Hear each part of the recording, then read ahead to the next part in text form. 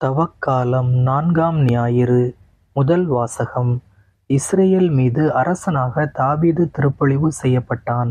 Samuel முதல் நூலிலிருந்து வாசகம். 16ஆம் அதிகாரம் 1, 6 முதல் 7 மற்றும் 10 முதல் 13 முடிய உள்ள இறை வார்த்தைகள். அந்நாட்களில் ஆண்டவர் சாமுவேலை நோக்கி, உன்னிடமுள்ள கொம்பை எண்ணெயால் நிரப்பிக் கொண்டு போ. பெத்லகேமைச் சார்ந்த ஈசாயிடம் உன்னை அனுப்புகிறேன்.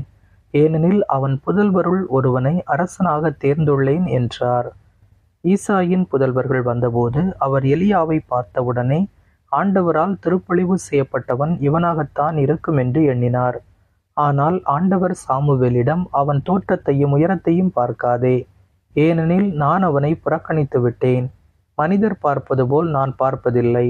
மனிதர் முகத்தை பார்க்கின்றனர், ஆண்டவரோ அகத்தை பார்க்கின்றார் என்றார். இவ்வாறு ஈசாய் தம் 7 புதல்வரை சாமுவேல் முன்பாக கடந்து போகச் செய்தார். இவர்களையும் ஆண்டவர் தேர்ந்து கொள்ளவில்லை என்றார் சாமுவேல். தொடர்ந்து சாமுவேல் ஈசாயை பார்த்து, உன் பிள்ளைகள் இத்தனை பேர்தானா என்று கேட்க, இன்னொரு சிறுவன் இருக்கிறான், அவன் ஆடுகளை மேய்த்து கொண்டிருக்கிறான் என்று பதிலளித்தார் ஈசாய். அதற்கு சாமுவேல் அவரிடம், ஆள் அனுப்பி அவனை அழைத்து வா, ஏனெனில் அவன் வரும் வரை நான் உணவருந்த மாட்டேன் என்றார். ஈசாய் ஆள் அனுப்பி அவனை அழைத்து வந்தார். அவன் சிவந்த மேனியும் ஒளிரும் கண்களும் கொண்டு அழகிய தோற்றமுடன் இருந்தான். ஆண்டவர் சாமுவேலிடம், தேர்ந்து கொள்ளப்பட்டவன் இவனே, எழுந்து இவனை திருப்பொழிவு செய் என்றார். உடனே சாமுவேல் எண்ணெய் நிறைந்த கொம்பை எடுத்து அவன் சகோதரர் முன்னிலையில் அவனை திருப்பொழிவு செய்தார்.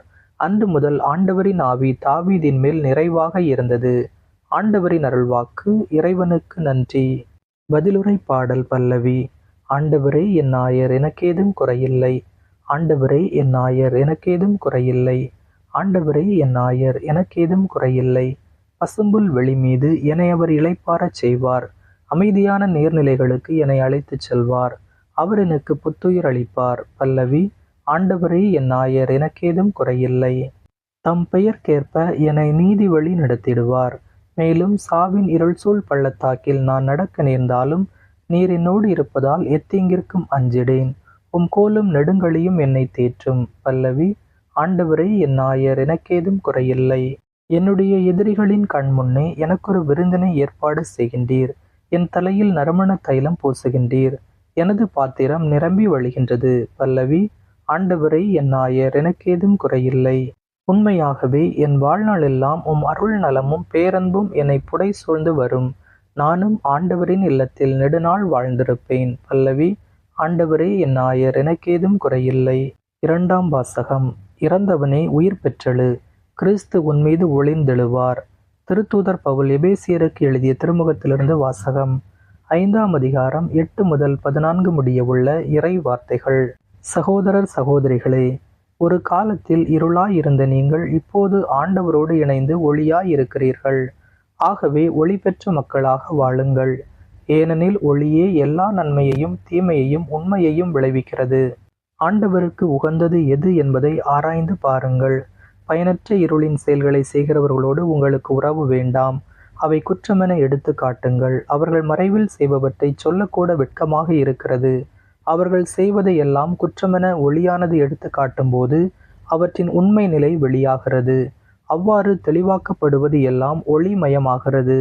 ஆதலால் தூங்குகிறவனை விழித்தெழு, இறந்தவனே உயிர் பெற்றெழு, கிறிஸ்து உன்மீது ஒளிந்தெழுவார் என்று கூறப்பட்டுள்ளது. ஆண்டவரின் அருள்வாக்கு. இறைவனுக்கு நன்றி.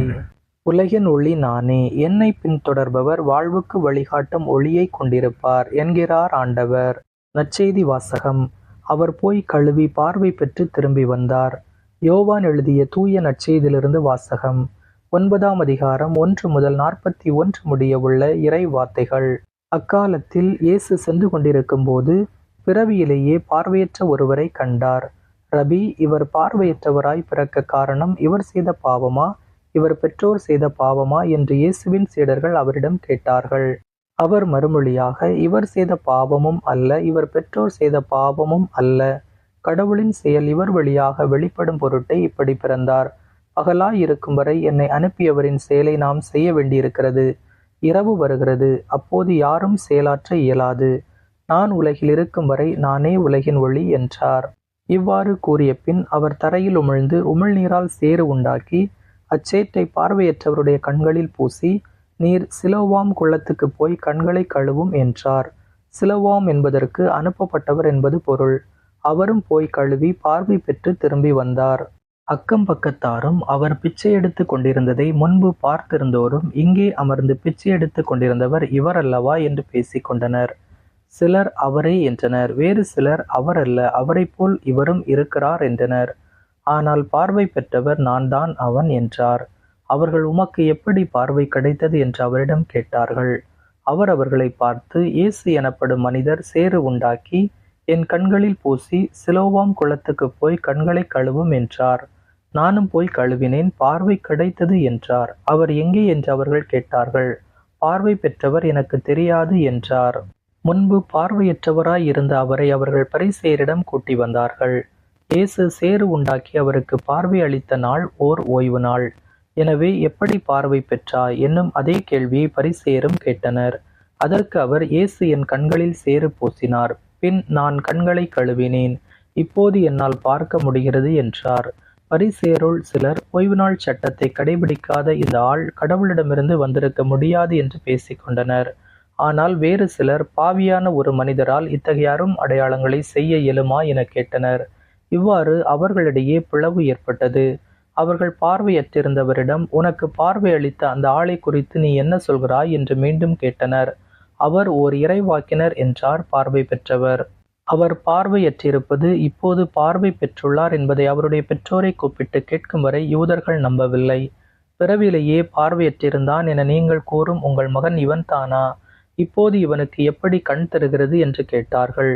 அவருடைய பெற்றோர் மறுமொழியாக, இவன் எங்களுடைய மகன்தான், இவன் பிறவியிலேயே பார்வையற்றவன்தான். ஆனால் இப்போது எப்படி அவனுக்கு கண் தெரிகிறது என்பதோ, யார் அவனுக்கு பார்வை அளித்தார் என்பதோ எங்களுக்கு தெரியாது. அவனிடமே கேளுங்கள், அவன் வயது வந்தவன்தானே, நடந்ததை அவனே சொல்லட்டும் என்றனர். யூதர்களுக்கு அஞ்சியதால் தான் அவருடைய பெற்றோர் இப்படி கூறினர். ஏனெனில் இயேசுவை மெசியாவாக ஏற்றுக்கொள்ளும் எவரையும் தொழுகை கூடத்திலிருந்து விலக்கிவிட வேண்டும் என்று யூதர்கள் ஏற்கனவே தங்களிடையே உடன்பாடு செய்திருந்தார்கள். அதனால் அவருடைய பெற்றோர், அவன் வயது வந்தவன் தானே, அவனிடமே கேட்டுக்கொள்ளுங்கள் என்றனர். பார்வையற்றிருந்தவரை யூதர்கள் 2ஆம் முறையாக கூப்பிட்டு அவரிடம், உண்மையை சொல்லி கடவுளை மாட்சிப்படுத்து, இம்மனிதன் ஒரு பாவி என்பது எங்களுக்கு தெரியும் என்றனர். பார்வை பெற்றவர் மறுமொழியாக, அவர் பாவியா இல்லையா என்பது எனக்கு தெரியாது. ஒன்று மட்டும் எனக்கு தெரியும், நான் பார்வையற்றவனாய் இருந்தேன், இப்போது பார்வை பெற்றுள்ளேன் என்றார். அவர்கள் அவரிடம், அவன் உனக்கு என்ன செய்தான், எப்படி பார்வை அளித்தான் என்று கேட்டார்கள். அவர் மறுமொழியாக, ஏற்கனவே நான் உங்களிடம் சொன்னேன், அப்போது நீங்கள் கேட்கவில்லை, இப்போது மீண்டும் ஏன் கேட்க விரும்புகிறீர்கள்? ஒருவேளை நீங்களும் அவருடைய சீடர்கள் ஆக விரும்புகிறீர்களோ என்று கேட்டார். அவர்கள் அவரை பழித்து, நீ அந்த ஆளுடைய சீடனாக இரு, நாங்கள் மோசேயின் சீடர்கள், மோசேயோடு கடவுள் பேசினார் என்பது எங்களுக்கு தெரியும், இவன் எங்கிருந்து வந்தான் என்பதே தெரியாது என்றார்கள். அதற்கு அவர், இது வியப்பாய் இல்லையா? எனக்கு பார்வை அளித்திருக்கிறார், அப்படி இருந்தும் அவர் எங்கிருந்து வந்தவர் என தெரியாது என்கிறீர்களே. பாவிகளுக்கு கடவுள் செவி சாய்ப்பதில்லை. இறைப்பற்று உடையவராய் கடவுளின் திருவுளப்படி நடப்பவருக்கே அவர் செவி சாய்க்கிறார் என்பது நமக்கு தெரியும். பிறவியிலேயே பார்வையற்றிருந்த ஒருவர் பார்வை பெற்றதாக வரலாறே இல்லையே. இவர் கடவுளிடமிருந்து வராதவர் என்றால் இவரால் எதுவுமே செய்திருக்க இயலாது என்றார். அவர்கள் அவரை பார்த்து, பிறப்பிலிருந்தே பாவத்தில் மூழ்கி கிடக்கும் நீயா எங்களுக்கு கற்றுத்தருகிறாய் என்று சொல்லி அவரை வெளியே தள்ளினர். யூதர்கள் அவரை வெளியே தள்ளிவிட்டதை பற்றி இயேசு கேள்விப்பட்டார். பின் அவரை கண்டபோது, மானிட மகனிடம் நீர் நம்பிக்கை கொள்கிறீரா என்று கேட்டார். அவர் மறுமொழியாக, ஐயா, அவர் யார் சொல்லும், அப்போது நானும் அவரிடம் நம்பிக்கை கொள்வேன் என்றார். இயேசு அவரிடம், நீர் அவரை பார்த்திருக்கிறீர், உம்மோடு பேசிக் கொண்டிருப்பவரே அவர் என்றார்.